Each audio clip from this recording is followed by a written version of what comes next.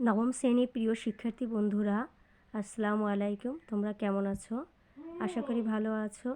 আমি তোমাদের জন্য আজকে আরেকটি ক্লাসের আলোচনা করতে এসেছি। তোমাদের গত ক্লাসে আমি কবিতাটা পড়ে শুনিয়েছি, আবৃত্তি করে শুনিয়েছি এবং সেখান থেকে আজকে কিছু শব্দ কীভাবে স্বরধ্বনির বৈশিষ্ট্য শনাক্ত করি সে বিষয়ে আলোচনা করব। 2.1 স্বরধ্বনির বৈশিষ্ট্য শনাক্ত করি এই বিষয় নিয়ে আজকে আলোচনা করি। চলো দেখি কি আলোচনা আসে। এক একটি স্বরধ্বনির উচ্চারণের সময় জিভের অবস্থান ও ঠোঁটের অবস্থা এক এক রকম হয়। 2 বিঘা জমি কবিতা থেকে কিছু শব্দ নিচের তালিকায় দেওয়া হলো। শব্দগুলো বারবার উচ্চারণ করো এবং সহপাঠীদের সাথে আলোচনা করে ছকে থাকা প্রশ্নগুলোর ভিত্তিতে সঠিক উত্তরে টিক চিহ্ন দাও। এরপর শিক্ষকের সহায়তা নিয়ে উত্তরগুলো মিলিয়ে নাও। নিচে প্রথমটি করে দেখানো হলো। দেখো, আমরা যে স্বরচিহ্নগুলো ব্যবহার করি, তোমরা জানো যে আমাদের স্বরধ্বনি হচ্ছে যে অ, আ, হ্রস্বই দীর্ঘই, হ্রস্বই দীর্ঘই, এইগুলো। তো এইগুলোকে আমরা যে স্বরধ্বনি আছে সে কীভাবে এটা উচ্চারণ হলে আমাদের মুখের যে কি বাক প্রত্যঙ্গগুলো কীভাবে কাজ করে সেটাই এখানে আলোচনা। দেখো, কবিতায় ব্যবহৃত শব্দ: নীলাজ, বিলাস, দাসী। শব্দে থাকা স্বরধ্বনি: রস্যি ই। স্বরধ্বনিটি উচ্চারণে জিভ কতটুকু উঁচু হয়? স্বরধ্বনিটি উচ্চারণের সময় জিভ সামনে না পিছনে উঁচু হয়? স্বরধ্বনিটি উচ্চারণের সময় ঠোঁট গোল না প্রসারিত হয়? স্বরধ্বনিটি উচ্চারণের সময় ঠোঁট কতটুকু খোলে? এটা তোমরা এই উচ্চারণ করে বোঝার চেষ্টা করবে। এখানে একটা দেওয়া হয়েছে, যেমন এখানে দেখো স্বরধ্বনিটি উচ্চারণের জিভ কতটুকু উঁচু হয়। জিভ উঁচু হয়, জিভ উঁচু হয়, জিভের অবস্থানটা খেয়াল করবে। তারপর আছে সামনে, জিভ সামনে উঁচু হয়। তারপর জিভ ঠোঁট তোমার উচ্চারণের সময় ঠোঁট প্রসারিত হয়। তারপর হচ্ছে ঠোঁট কতটুকু খোলে? অল্প খোলে, দেখো উচ্চারণ করে দেখো, অল্প খোলে। তো এর পরেরগুলো তোমাদের কী করতে হবে? তো আমি তোমাদের একটু এইটার সমাধান দিয়ে দিচ্ছি, তোমরা সেটা ফলো করে তোমাদের অনুশীলন করে দেখো যে আসলে কতটুকু তোমরা বুঝতে পারছো। দেখো, এখানে দেওয়া আছে শব্দ: সেই, বটে, হেনকালে, এ জমি। এখন এই স্বরধ্বনির আমরা উচ্চারণ দেখব। তো এই স্বরধ্বনির উচ্চারণে হবে তোমার জিভ উঁচু হয়, এখানে তোমরা টিক চিহ্ন দেবে। তারপরে হচ্ছে সামনে। স্বরধ্বনিটির উচ্চারণের সময় জিভ সামনে না পিছনে উঁচু হয়, এখানে হবে সামনে। স্বরধ্বনিটি উচ্চারণের সময় ঠোঁট গোল না প্রসারিত হয়, এখানে ঠোঁট প্রসারিত হয়, এই জায়গায় তোমরা টিক চিহ্ন দেবে। স্বরধ্বনিটি উচ্চারণের সময় ঠোঁট কতটুকু খোলে? এখানে হচ্ছে তোমার অল্প খোলে, ঠোঁট অল্প খোলে, অল্প খোলে। তারপরে আর সবার এক কবিতার ব্যবহৃত শব্দ আছে: একদিন, একে একে, গেছে। এখানে উচ্চারণ হবে, কি উচ্চারণ হবে? তাহলে এই উচ্চারণে আমরা কি দেখতে পাচ্ছি যে তোমার জিভ একটু উঁচু হয়, এখানে টিক চিহ্ন দেবে। তারপরে জিভ সামনের দিকে উঁচু হয়, এখানে টিক চিহ্ন দেবে, সামনে টিক চিহ্ন দেবে।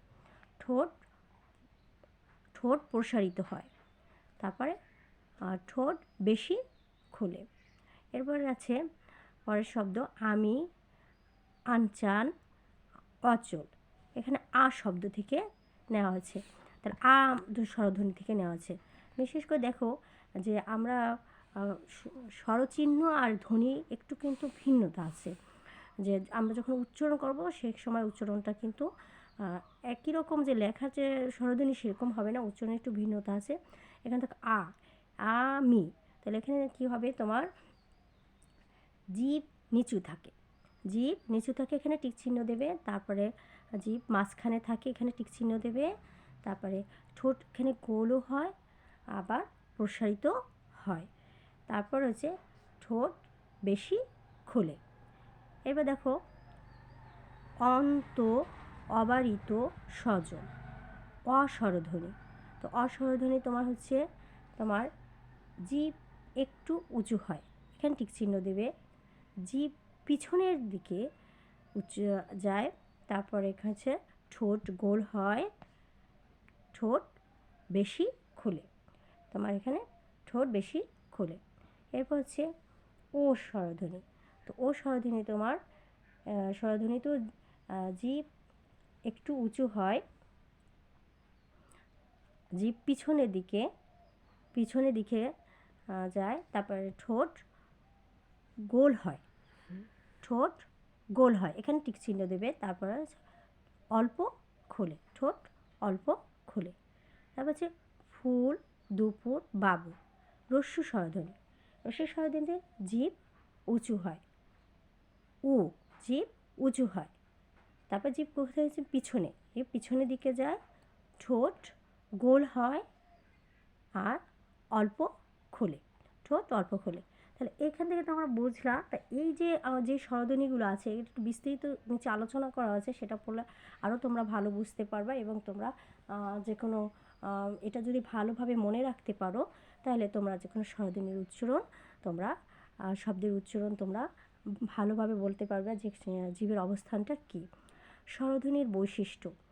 বাংলা স্বরবর্ণ 11টি, কিন্তু মৌলিক স্বরধ্বনির সংখ্যা 60টি, যথা ই, ই, এ, এটা স্বরধ্বনি, আমরা ই উচ্চারণ করতে পারি ই, এ, আ, অ, ও, উ।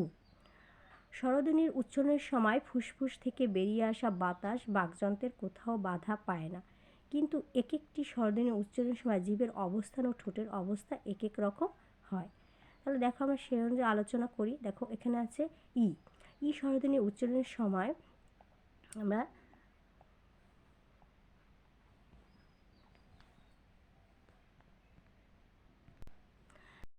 স্বরধ্বনির উচ্চারণের সময় জিভ উঁচু হয়, তাই এটি উচ্চ স্বরধ্বনি। তোমরা মনে রাখবা, জিভ উঁচু হয় তাই এটি উচ্চ স্বরধ্বনি।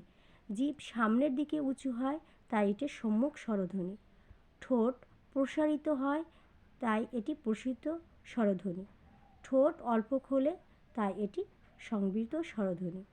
তারপর স্বরধ্বনির উচ্চারণের সময় যেটা হয়, জিভ একটু উঁচু হয় তাই এটা মধ্য স্বরধ্বনি।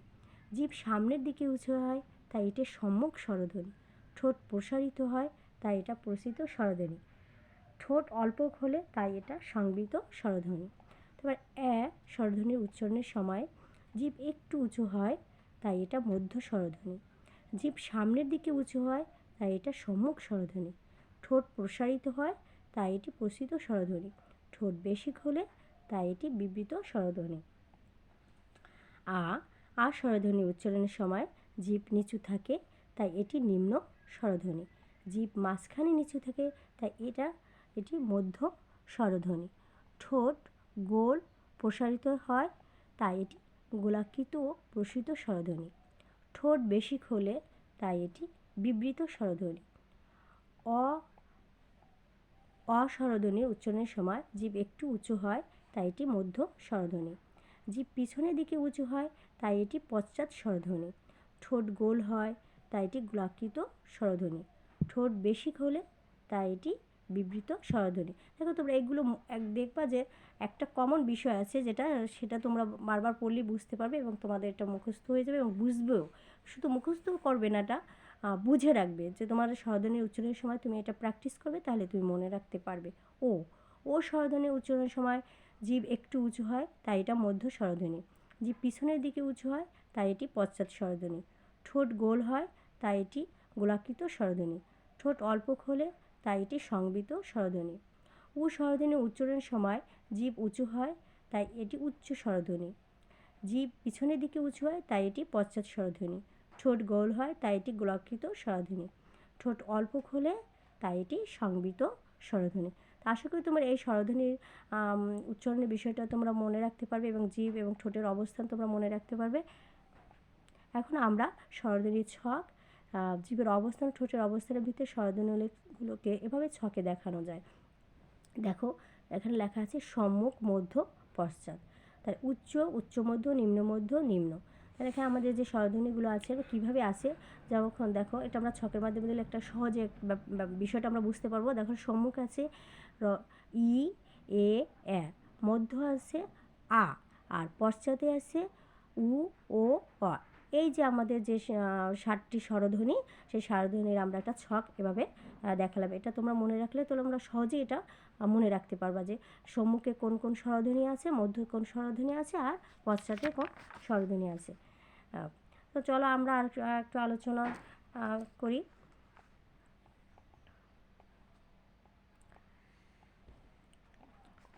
আচ্ছা, জীবের অবস্থানের ভিত্তিতে স্বরধ্বনি। এখন আমরা দেখি জীবের অবস্থানের ভিত্তিতে স্বরধ্বনি। ই উচ্চারণের সময় জীব সামনে উঁচু হয়, তাই উপরের ছকে ই স্বরধ্বনিকে সম্মুখ অবস্থানে দেখানো হয়েছে। এর মানে জীবের অবস্থানের ভিত্তিতে ই সম্মুখ স্বরধ্বনি। একইভাবে এ এগুলোও সম্মুখ স্বরধ্বনি।